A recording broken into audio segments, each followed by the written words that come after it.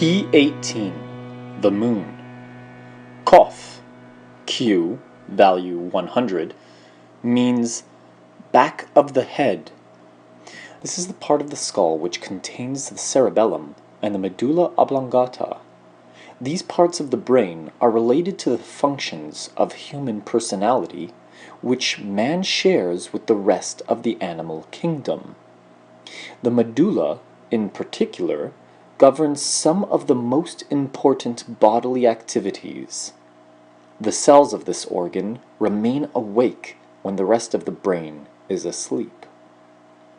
Head, moreover, means chief, in Hebrew as in English, and in the sequence of the Hebrew alphabet, the letter Kof, back of the head, precedes the letter Resh, which means head or countenance. Thus, in the series of letters, Kof is actually behind, or back, of Resh, the head. Kof, therefore, represents what comes before the dominion and rulership of which the word head is a symbol. This is true also of the occult meanings of Kof, which relate to states of consciousness anterior to perfect control, and leading thereto. Sleep is the function assigned to Kof. Sleep is the period of physiological repair, during which the cells of the body undergo subtle changes which make the advancing student of occultism ready to experience and understand facts and phenomena concealed from ordinary men. These facts are the experiential basis of ageless wisdom. The word translated sleep is from the Book of Formation. It is a technical term in rabbinical Hebrew, spelt Shin Yod Nun He, and having the value 365. Furthermore, by transposition of letters, it may be read He, Shin Yod Nun, or Hashin, the tooth. Thus, it is a word whose number, like the Greek abraxas, which also adds to 365, may be a mystery term relating to the number of days and to the number of eons ruling the year. It also hints at a correspondence to the holy letter Shin. South below, the direction attributed to Kof, corresponds to the lower line on the southern face of the cube of space. This line connects the lower end of the line southwest to the lower end of the line southeast. It is the line of junction between the southern face of the cube, key 19, and the lower face, key 2. One suggestion is that the solar radiance is reflected by subconsciousness in the processes anterior to complete control. The directive action of cosmic tendencies is reflected into the personal sphere of action by the agency of subconscious states. Up to a certain point, the cosmic life power molds its vehicles without their cooperation. Later, those vehicles become aware of what is going on and share consciously in the work. Pisces, the fishes, a mutable watery sign, is attributed to the letter Kof. It is ruled by Jupiter, key 10, and by Neptune, key 12. Consideration of the tarot keys here indicated will make the meaning clear. The processes we are now learning about are the direct outcome of the wheels within wheels, of the interlocking cycles and rotations of cosmic activities. At the same time, there is a point in human evolution, represented by the hanged man, at which we become aware of the fact that personality is only an instrument or channel for the universal forces active in the great work. This awareness is also part of the developmental process represented by the symbolism of Key 18. It is also related to the sign Pisces because that sign governs the feet of man. And because feet are the pathmakers, Pisces relates to that way of which the beginning is found when meditation reveals the, quote, star of the soul, end quote. Venus is said to be exalted in Pisces.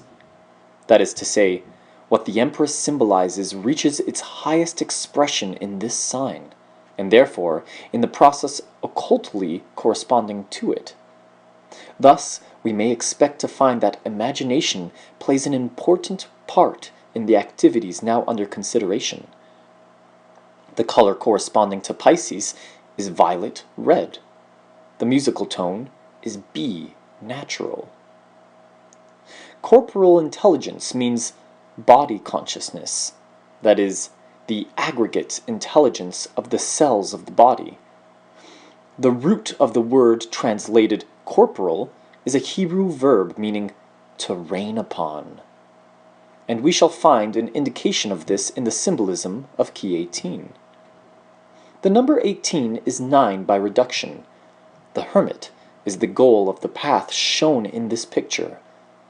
With him, we are united, according to occult teaching, whenever we experience dreamless sleep. Profound sleep is the state in which personal consciousness is perfectly joined to the real I am. The moon symbolizes the reflected light of subconsciousness. The drops of light falling from it correspond to the implication that corporal is related to rain. There are 18 Hebrew yods, corresponding to the number of the key. In the rider pack, the number is 15, which somewhat confuses the symbolism. The number 18 is the value of the Hebrew noun cheth yod, chai, signifying life. Thus the falling yods refer to the descent of the life force from above into the conditions of corporal existence. The pool below is the same as that shown in the 14th and 17th keys. It is the great deep of cosmic mind stuff, out of which emerges the dry land of physical manifestation. From it all organic life proceeds.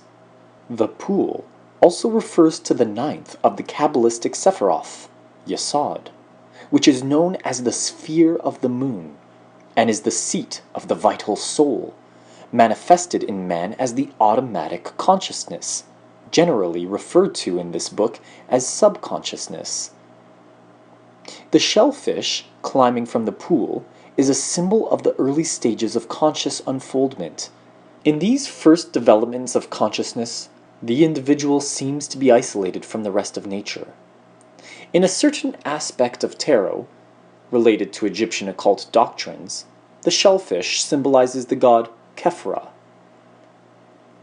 The path rising and falling has been worn by the feet, Pisces, of those who have traveled this way before.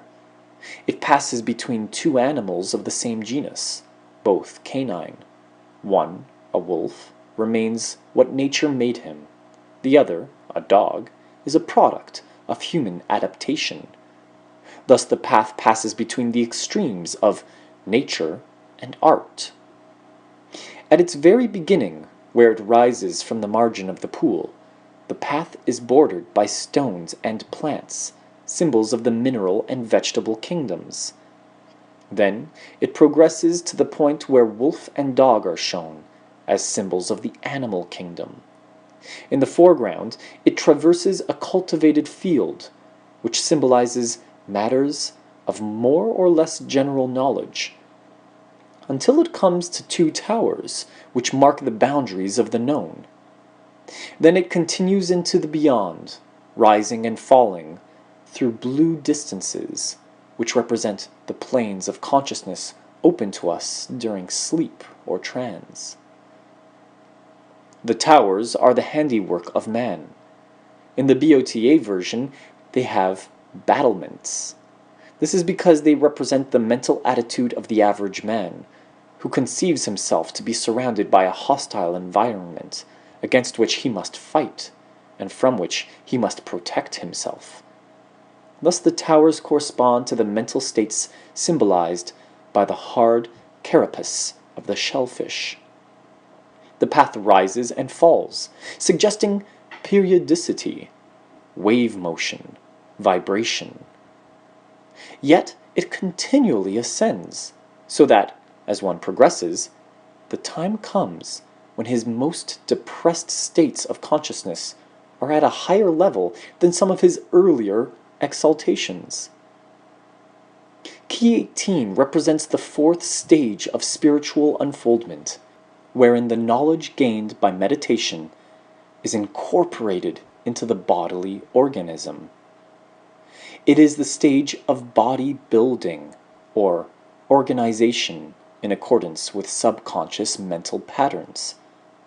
In the tableau of major trumps given at the beginning of this outline, you will find key 18 at the bottom of a row of 3 pictures. At the top is the Emperor, because reason is the mental tool by which we prepare for right action.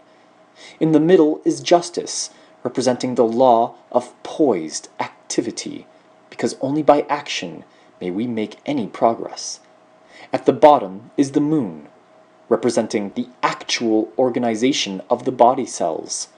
Without organism, there can be neither function nor faculty. The unfoldment of our latent powers is made possible by physiological changes in these bodies of flesh and blood. Thus it is written, quote, "Flesh and blood cannot inherit the kingdom of God," end quote.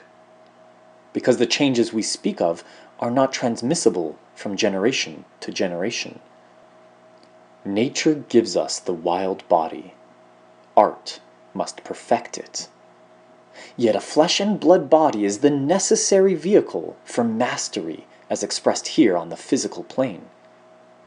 And though it cannot inherit or transmit the powers of adeptship, it can become a vehicle for those powers when it is rightly organized by adaptive methods.